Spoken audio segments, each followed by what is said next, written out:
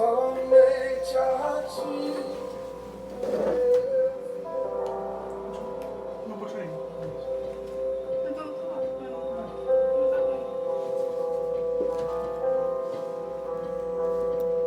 Boa noite a todos, graça e paz de Jesus.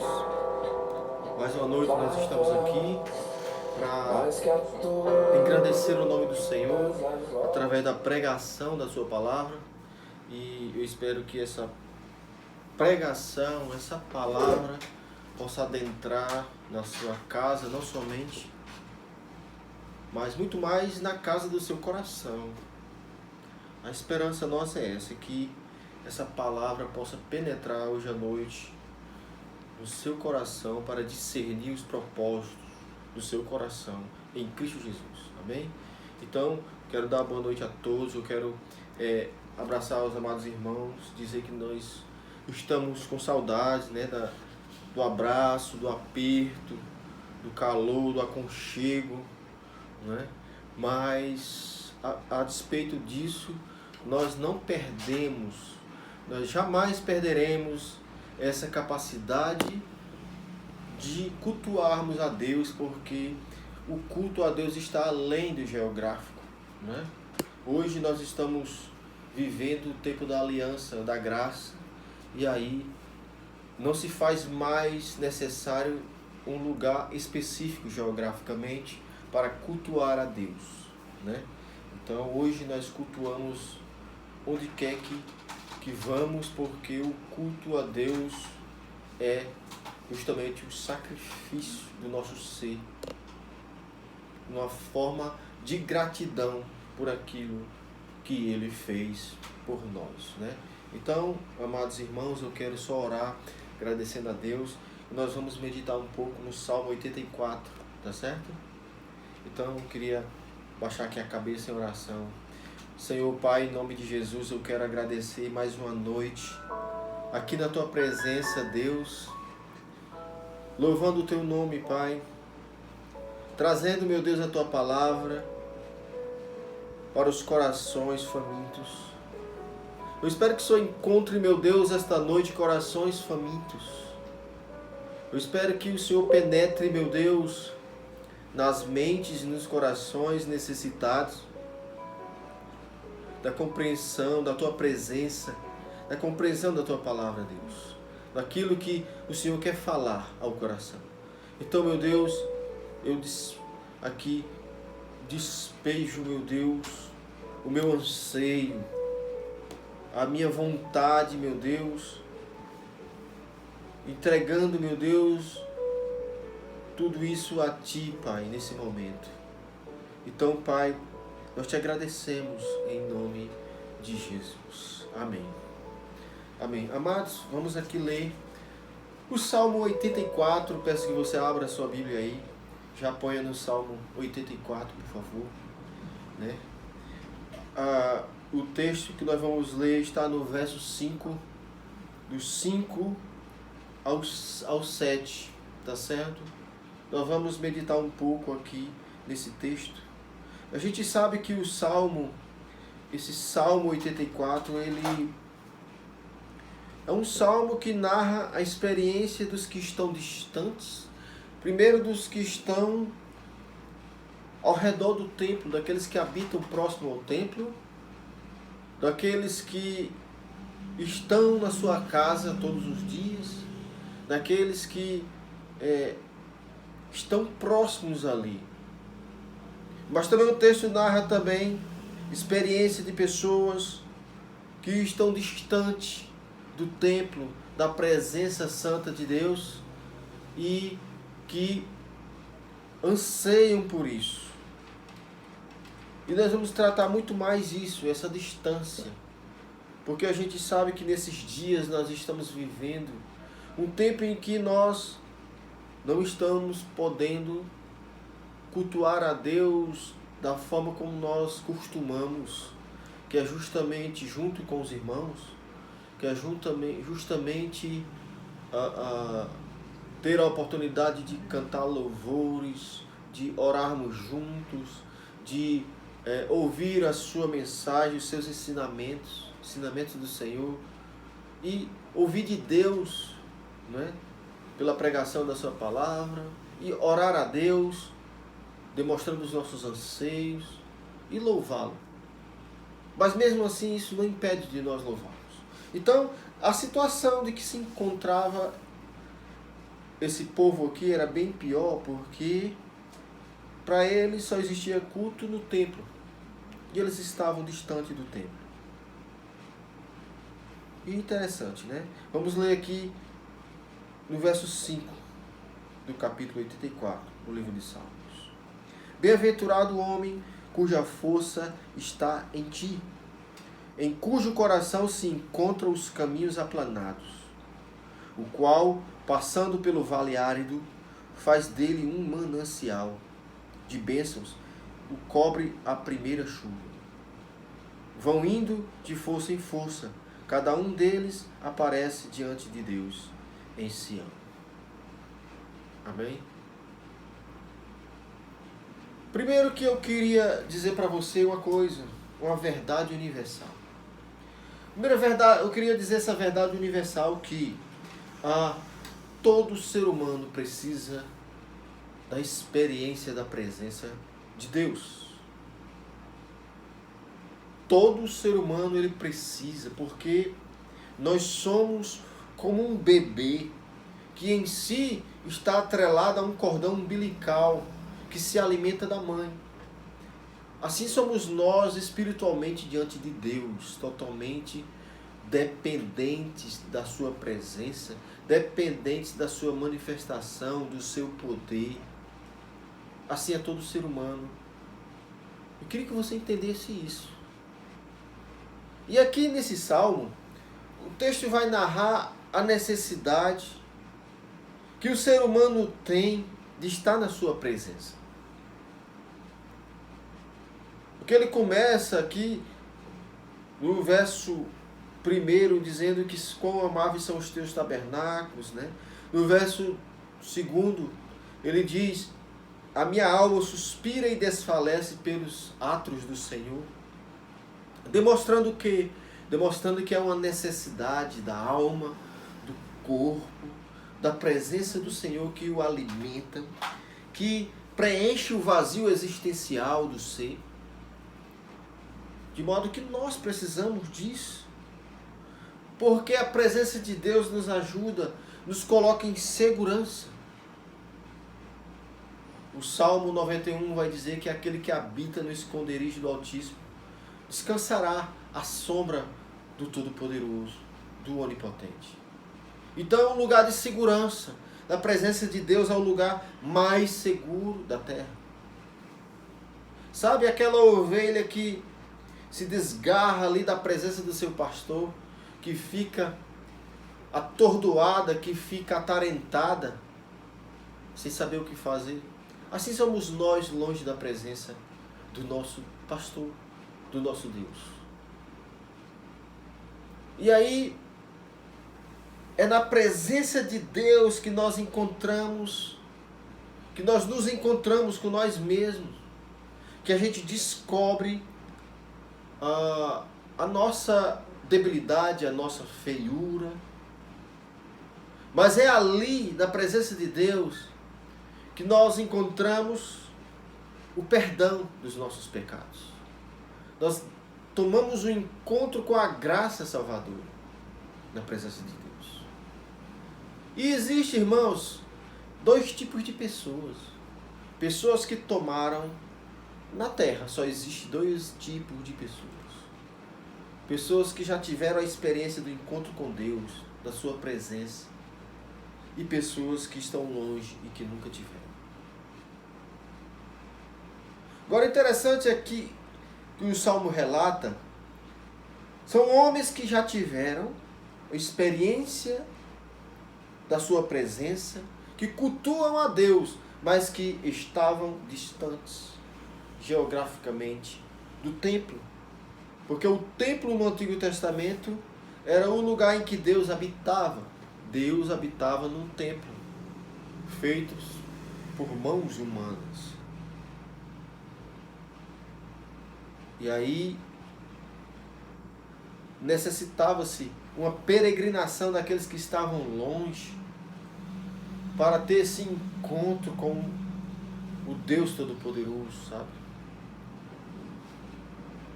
E por isso que o texto ele vai dizer que eles tinham essa necessidade, perdão,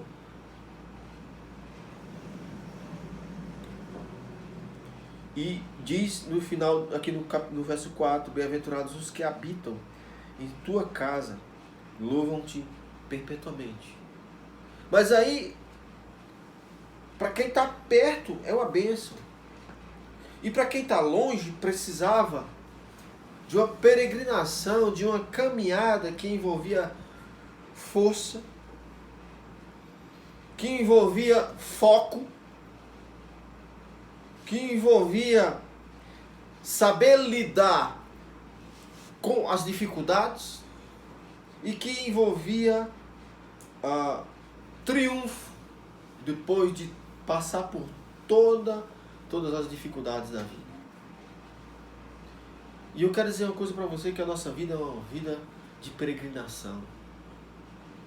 A nossa vida, o tempo que nós vivemos hoje é um tempo de peregrinação, onde estamos rodeados por perigos, onde estamos rodeados por situações em que exige-se energia e força.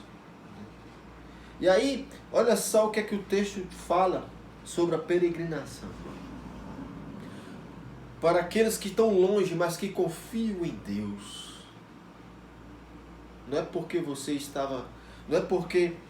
está longe hoje do nosso culto tradicional, que é dentro de um templo entre quatro paredes, que você está fadado ao fracasso. Não.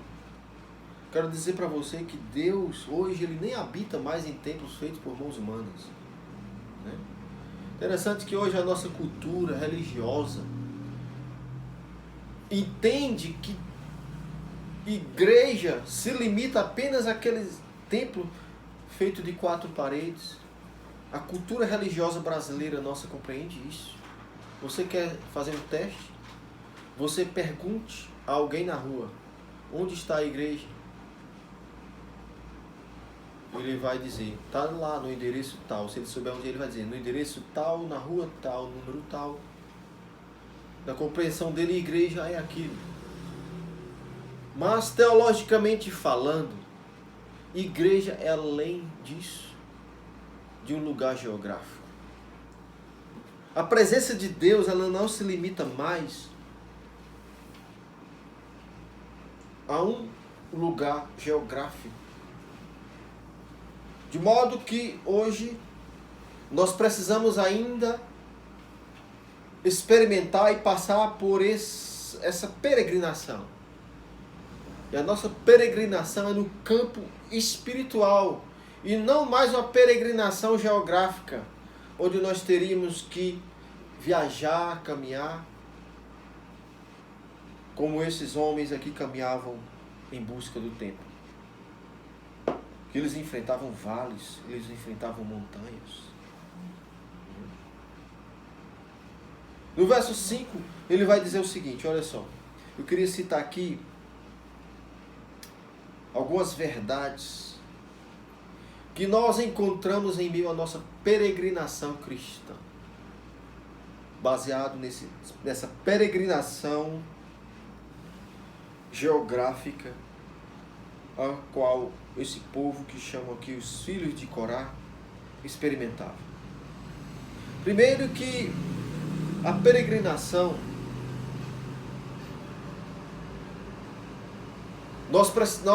nos faz entender que Deus é a fonte da nossa força. Na nossa peregrinação cristã, nós precisamos caminhar nessa vida compreendendo isso, que a nossa força vem do Senhor. Bem-aventurado o homem cuja força está em ti. Então, não é pela nossa força. Jamais deveremos tomar decisões por nossas forças. Jamais deveremos pensar segundo as nossas forças e cujo coração se encontram os caminhos aplanados. Isso aqui é a segunda verdade que o texto vem trazer para nós mediante a nossa peregrinação. Aquele que caminha, aquele que luta, porque a vida cristã é um campo de batalha. Ele precisa entender que jamais ele deve perder o foco da vida cristã. O foco dele, da sua vida, deve estar aonde? Em caminhos ao qual levam a presença de Deus sempre. O texto diz: bem-aventurado o homem cuja força está em ti, em cujo coração se encontra os caminhos aplanados. Os seus anseios, coração. Quando o texto fala de coração, fala de anseios, de alma. Os seus caminhos, os seus anseios devem estar alinhados, aplanados com o caminho do Senhor. E note que os caminhos do Senhor são mais altos do que os caminhos do homem. Porque assim como o céu é mais alto que a terra, assim são os caminhos do Senhor mais altos do que os nossos caminhos e os nossos pensamentos. Então nós precisamos alinhar sempre. Aquele que peregrina, o cristão genuíno, ele precisa alinhar sempre o seu pensamento, a sua mente, o seu coração, o foco. O modo de compreender a vida precisa estar alinhado com os caminhos que levam à presença de Deus. Nós precisamos sermos pessoas. O cristão precisa ser pessoas que em seus lábios, dos seus lábios sai um perfeito louvor. Nós precisamos, como cristãos, compreender que a nossa vida é uma vida de culto a Deus, é uma vida de entrega, de oferta, de todo o nosso ser, da nossa alma, nossa mente, nosso corpo, nosso coração, para louvarmos a Ele dignamente. Então, nós precisamos alinhar sempre a nossa mente, em cujo coração se encontram os caminhos aplanados. Porque, veja bem, na peregrinação desses homens, se você vai caminhando, uma caminhada longa, logicamente você vai entender que é melhor um caminho plano do que um caminho acidentado, não é verdade? Não se torna mais fácil você chegar ao destino quando o caminho está aplanado? Então, amados irmãos, isso no campo espiritual também é verdade. Quando nós aplanamos a nossa mente. Porque muitas vezes somos nós que colocamos montanhas na nossa caminhada. Muitas vezes que nós atrapalhamos. Na nossa caminhada, nós mesmos que atrapalhamos.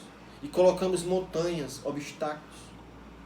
Em vez de nos aplanarmos, em vez de educarmos a nossa mente, segundo o caminho de Deus, segundo a mente de Deus, segundo a vontade de Deus, muitas vezes nós colocamos em montanhas e obstáculos. Criamos problemas. Deus facilita as coisas e nós criamos problemas.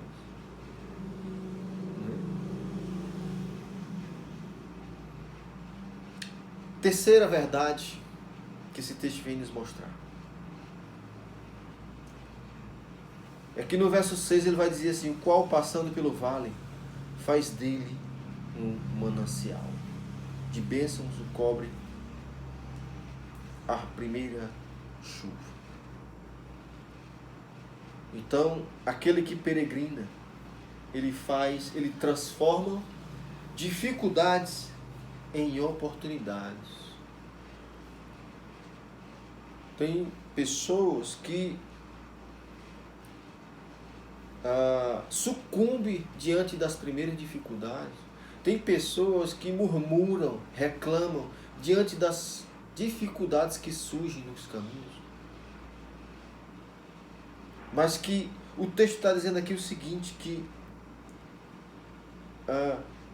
diante de um vale árido, que esse vale era um vale chamado Vale de Lágrimas, era um vale Baca chamado, vale chamado de lágrimas, porque era um vale em que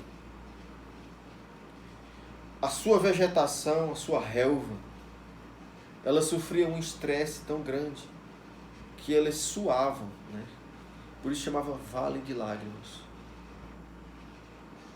Mas aí, através dessas lágrimas, diz aqui que de bênção o cobre a primeira chuva. O cristão, quando eles pisavam nesse vale, eles transformavam isso em bênção. E é isso que nós devemos fazer. A dificuldade que nós atravessamos, porque vale, quando o texto fala de vale, está falando de dificuldade também. O vale é um lugar, um tempo em que nós cristãos passamos. Todos. Não existe um cristão que não venha atravessar por um vale da vida. Todos passamos pelos vales. Mas os vales que são postos diante de nós são para nós transformarmos em bênção. Porque quando nós estamos no foco, no caminho do Senhor, no encontro com o Senhor, o que acontece é que há conforto. Mesmo nesses lugares, o Senhor nos conforta. Mesmo nesses lugares, o Senhor pode nos encher de júbilo, diante de uma convicção de que a nossa força vem dele, de que tudo que nós temos vem dele. Quando nós temos essa convicção, nós transformamos as dificuldades em bênção. E aí, o texto segue adiante. No verso 7, ele diz: vão indo de força em força. Vão indo de força em força. Porque na caminhada, junto com o Senhor, não há um desfalecimento, sabe? Não há um lugar para a estagnação espiritual. A gente vê por aí muitas pessoas, cristãos, que vão, no meio da caminhada desfalecem na fé. Mas aquele que peregrina com foco no Senhor, a Bíblia diz que sempre renovarão as suas forças. Os jovens, eles se cansam e se fadigam. Mas aqueles que esperam no Senhor jamais se cansarão, nem se fadigarão. E é de força em força que se caminha. Porque de força em força está dizendo que as forças são renovadas. É como se você passasse por uma noite maravilhosa de sono reparador e acordasse com a energia renovada. Então, a vida traz vales, a vida traz prejuízos, a vida nos traz desilusões, mas de força em força. Na força do Senhor, a gente vai caminhando muitas horas, muitos momentos por lugares áridos, por um vale árido, um vale seco, mas que o Senhor faz dele um manancial, mas que transformam isso tudo em bênção e vai indo de força em força. E por último, na peregrinação, o cristão deve ter a certeza de que vai chegar lá. de que vai triunfar até o final, de que vai completar a carreira e guardar a fé. Porque o texto ele diz, e cada um deles aparece diante de Deus em si. Isso quer dizer o quê? Que acabou o tempo da peregrinação. Vai chegar o tempo, irmãos. Vai chegar o tempo em que o Senhor virá, o Filho do Homem virá descendo sobre as nuvens, quando a trombeta soar. O Filho do Homem vai descer com poder e glória para julgar, para reinar, para reconstruir tudo aquilo que ficou para trás, serão deixados para trás. Mas haverá um novo tempo, haverá uma nova era. E eu creio no Senhor, que de força em força, que passando pelos os vales áridos, que crendo que a força que eu tenho não vem de mim, mas vem dele, eu creio que eu completarei a carreira e guardarei a fé. Ele é o autor e consumador da nossa fé.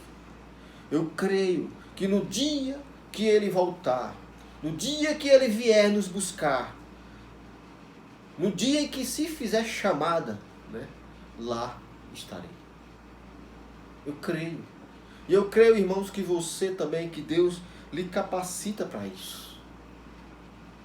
Basta você confiar, ter uma vida peregrina de confiança, de fé nele. Né? A despeito de que hoje você não está cultuando no chamado templo, no qual nós chamamos, mas o verdadeiro templo está dentro de você, é o seu corpo. Mas mesmo assim, você hoje está tendo a oportunidade de ter momentos maravilhosos a sós com o Senhor, com o seu Deus, para fortalecer a sua força, para fortalecer a sua fé, porque nós precisamos disso tanto quanto nós precisamos da nossa água para beber. Hoje eu já bebi aí uns 2,5 litros ou 3 litros já de água, porque eu preciso estar bebendo água todo o tempo. Se eu não beber, eu seco, morro. Então você que está só aí, aproveite a oportunidade, que mesmo estando só, aproveite, entra no teu quarto e ora ao Pai em secreto, que o teu Pai em secreto te recompensará. Na certeza de que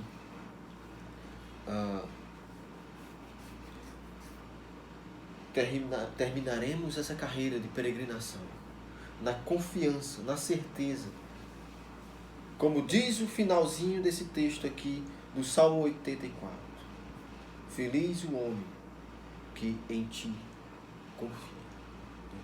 Que você possa confiar no Senhor, na sua vida peregrina. Amém? Deus abençoe. Eu quero orar agradecendo a Deus. Senhor amado,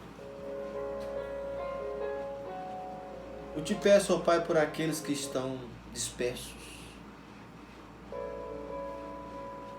Eu sei, meu Deus, que muitos geograficamente estão dispersos, mas muitos, a pior dispersão, meu Deus, é a dispersão da alma.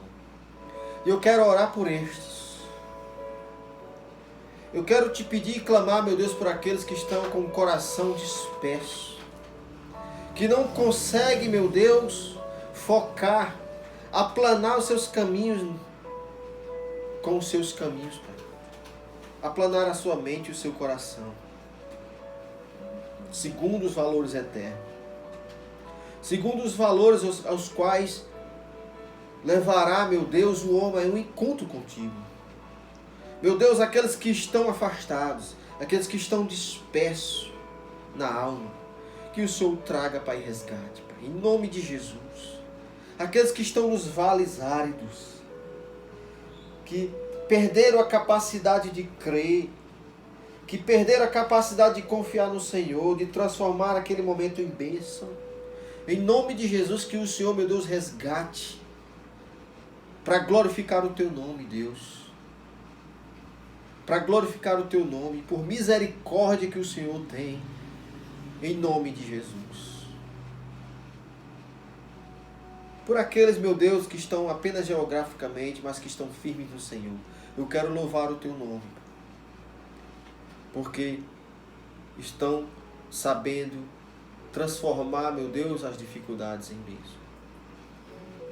Transformar o mal em bem. Isso o Senhor sabe fazer. Isso o Senhor nos ensina através da prática. Através da prática. Eu creio, meu Deus, que o Senhor está fazendo isso na nossa nação. Eu creio que o Senhor está fazendo isso nesse mundo de hoje.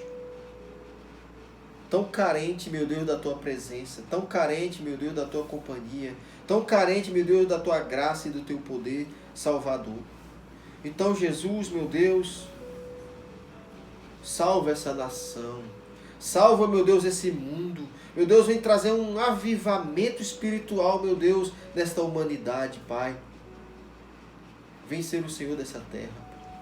Em nome de Jesus, meu Deus, que o Evangelho possa ser pregado o mais rápido possível a toda criatura desta terra, Pai. Em nome de Jesus, apressa, meu Deus, os dias da Tua vinda, meu Deus, porque nós estamos ansiando, meu Deus, pela Tua vida.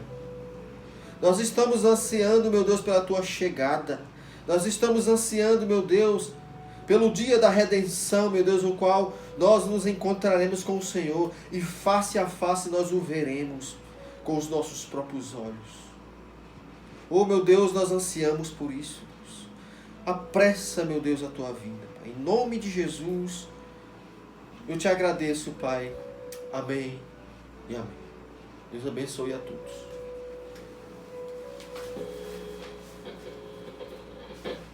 Oh.